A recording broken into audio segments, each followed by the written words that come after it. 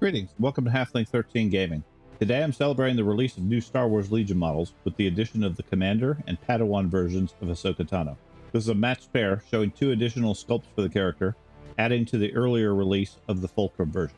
Ahsoka can be used either as an HQ selection with the associate keyword for Anakin Skywalker, or as a unit leader upgrade in the Padawan form. I found both models well crafted and easy to assemble, though some of the pieces were challenging due to their size. The box kit comes with all the typical pieces we expect: unit punch cards, the model pieces on a sprue, and a pair of bases, along with the basic publishing information and links to assembly instructions. No surprises here. For assembly, I'm trying some new tools for my collection. I was previously using a pair of Games Workshop nippers, which work, but have been a bit inconsistent. I've heard great things about God Hand nippers, but since the channel isn't very big, can't really justify that high price. Instead, I opted for some knockoff versions with the Rui Tools brand model nippers. Very similar design and a fraction of the cost. I was very surprised at the ease of cutting. Several times, I felt no resistance from the plastic. Due to the different design, I did end up with some sprue nubs, but that's my issue more rather than from the tool. To deal with those, and based on viewer suggestions in the past, I also acquired a set of sanding sticks. These are small sticks with a sanding texture intended to help remove sprue bits and mold lines. In the past, this is a step I always skipped, so I didn't have the tools, and the mold lines always seemed to be minor. The set I bought will likely last me a lifetime. The process doesn't take very long, so I felt this was a valid step up in my quality. Finally, I made a switch in my glue choice. Previously for Legion, I always defaulted to CA Superglue. It works well, holds strong, and dries fast. Due to the size of the pieces, however, especially with some of the Separatist models, I typically end up with glued fingers. I've also used Tester's model cement, which is a good alternative. Unfortunately, the applicator brush on that is fairly large. Some of the pieces I've assembled ended up scarred due to excess glue. What worked for this project is Tamiya Extra Thin Cement. Again, another suggestion from other channels. The glue is similar or maybe identical to Tester's, but the brush is small and precise, meaning the glue only goes where I want it to.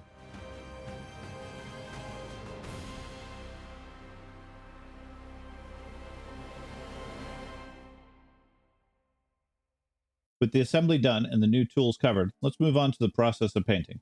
As I've been doing recently, I start with a primer coat of matte black. This is using an airbrush, but a rattle can of your choice works just as well. Be sure to catch all sides of the model. To add the zenithal gradient, I use Liquitex white ink for a secondary spray. This is applied from the top of the model slightly more heavily, and a bit from all sides. This gives a good gradient of white on the top, grays on the side, and leaves black from beneath, and will give a good foundation for the upcoming colors. Once that is dried, I begin applying the base coat, using my typical inside to outside process. The first stage is the skin color, selecting Nomad Flesh, as Ahsoka is typically pictured as more tanned than human characters.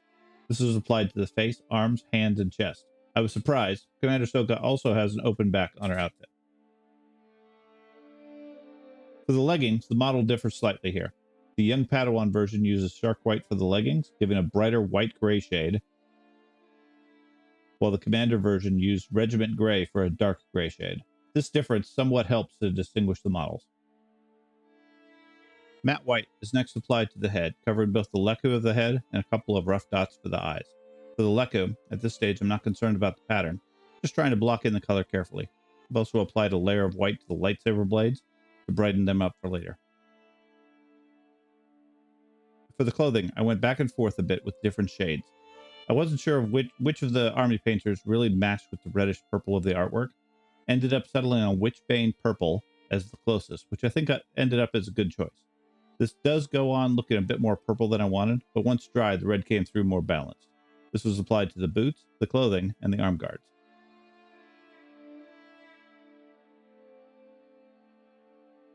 For a subtle color difference, I used Chimera Red on the belts and straps. This turned out to be a very similar color to the Witchbane, and the difference wasn't very strong, at least at first, but I continued to trust my process. For a brief pause from the paint, I used my Pigma Micron marker to dot the eyes. This was challenging given the size of the model and my own vision issues.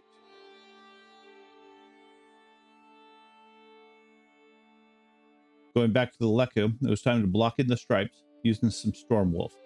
Originally I was looking at some darker options, but this one came out much closer to the artwork. Although the model has some pattern molded in, it's very subtle, so I ended up having to freehand and guess. I based the pattern off the box art and simply did what I could.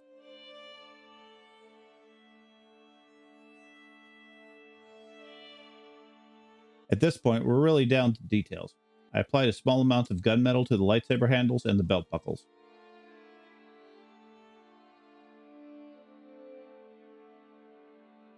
And I added a layer of uniform gray to the terrain sculpt for the commander model. With the base coating completed, I moved to the wash and used soft tone. Null oil likely would have worked here, but I felt that the dark tone I used on my dwarves would make the model too dark and grungy.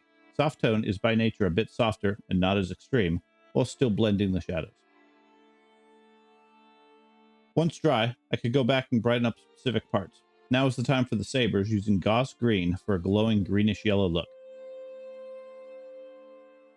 I also applied a thin line of bright gold to the jewelry and the leku, and a dry brush on the front belt decoration. For highlighting, I returned to some of the prior base colors, adding a bit of nomad flesh to the skin highlights,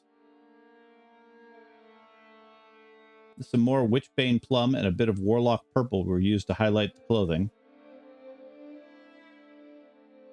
For the belts and pouches, I edge highlighted a bit of dragon red to bring out the differences. And for the leggings, I used some uniform gray on the commander and some matte white on the Padawan for highlighting. Finally, I turned my attention to the bases, adding a base coat of matte black to the base as an undercoat for the texture.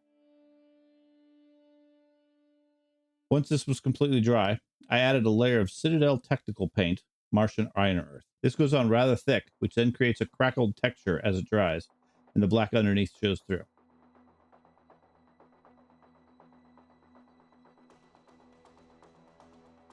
This texture had to dry overnight, but once completed, a simple matte black painting of the base outline and the models were completed.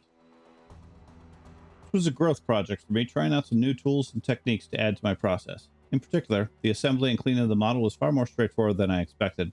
I think I'll be doing that sanding a bit more in the future.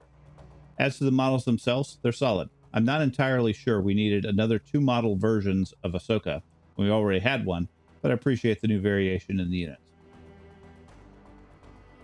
Thank you for watching to the end. If you enjoyed this content, leave a like or subscribe to the channel for more content. We post battle reports where these models will likely make an appearance.